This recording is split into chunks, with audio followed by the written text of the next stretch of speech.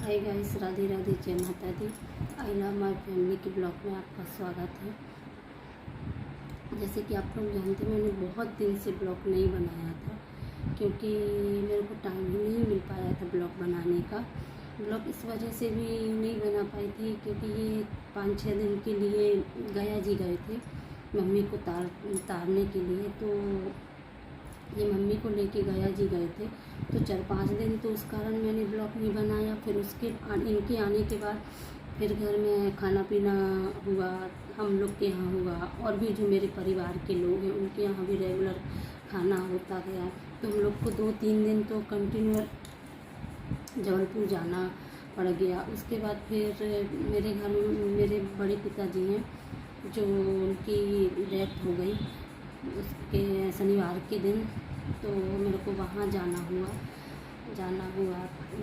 उनके जाने के बाद थोड़ा सा दुख लगा, थोड़ा सा नहीं बहुत दुख हुआ क्योंकि मेरे पापा तो बहुत पहले ही जा चुके थे। उनके बाद जाने के बाद मेरे बड़े पापा ने बहुत सहारा दिया था हम लोगों को, बहुत हिम्मत दी थी, हम लोग को जीने की हिम्मत दी थी। हम लोग को हर राह में हर तरह से हम लोग को समझाते थे, हर राह में चलना सिखाया उन्होंने। क्योंकि उस समय हम लोग के घर में मेरे जो भाई हैं वो बहुत छोटे थे। हम ही 2 सिस्टर थे, जो वो बड़े थे, मैं और मेरी बड़ी वाली सिस्टर, दोनों की शादी हो गई थी। उसके बाद 3 सिस्टर और थी, पर उन लोगों की शादी नहीं हुई थी। तो हमने उनकी शादी में बहुत सहायता की, हर चीज़ में उन्होंने सहारा दिया क्योंकि उनके जाने के बाद इनने बहुत सहारा दिया। इनके बेटों ने, तीनों भैया ने हम लोग की बहुत हेल्प की है क्योंकि हम लोग और भैया लोग कभी ये नहीं लगता था कि हाँ वो बड़े पापा के हैं और हम चाचा की बेटियां हैं, क्योंकि उनकी बहन नहीं थी तो उन्हें ही हम लोगों को बहन माना था। और हम लोग को बहुत मान सम्मान देते थे हम लोग भी। पर जब से बड़े पापा की डेथ हुई है तो हम लोग पूरा घर हिल गया है क्योंकि उम्र तो इतनी थी नहीं, फिर भी उनके जाने का दुख तो बहुत है। क्या है, जब कोई अपना बड़ा, अपन से बुजुर्ग, कोई अपन से अपनी गाइडलाइन तय करने वाला कोई इस दुनिया से चला जाए और एक बाप का साया अपने सिर से चला जाए तो बहुत बड़ा दुख होता है। क्योंकि मैं इस दुख को आज से 10 साल पहले मैं कहना चाहिए भोग चुकी हूँ, इस दुख को देख चुकी हूँ। क्योंकि पापा मेरे बहुत पहले डेथ हुए थे, सिर्फ मेरी और मेरी बड़ी वाली सिस्टर की शादी ही की थी। उसके बाद मेरे पापा को माइनर अटैक आया था तो उसमें उनकी डेथ हो गई थी।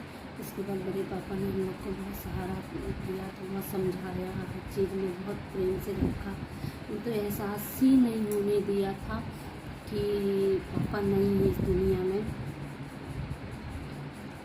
तो उनके जाने का दुख इतना है कि मैं अभी उस दुख से निकल ही नहीं पा रही हूँ।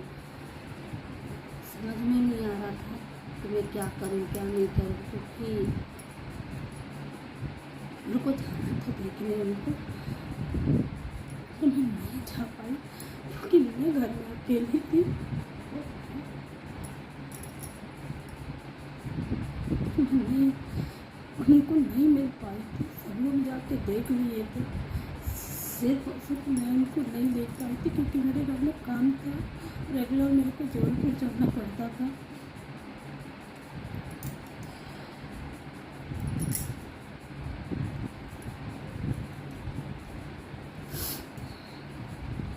इसलिए उनको नहीं देख पाती। उस चीज़ का दुख तो है ही कि मैंने उनको देखा नहीं था, बहुत दुख है।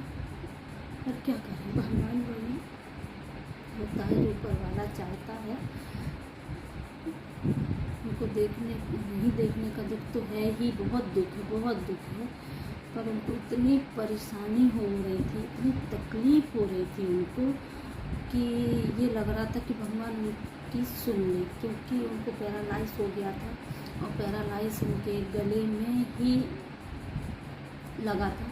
तो इस वजह से वो ना खा पाते थे, ना वो पी पाते थे, ना वो सांस लेने में भी उनको प्रॉब्लम थी।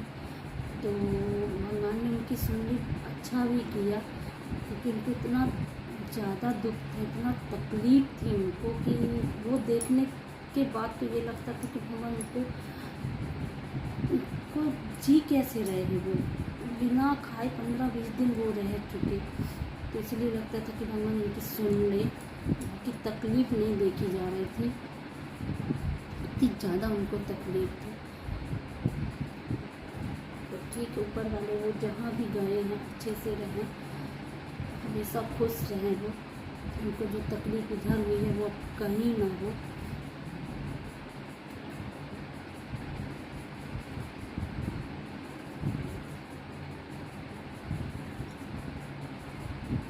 बस मैं आगे नहीं बना पाऊँ।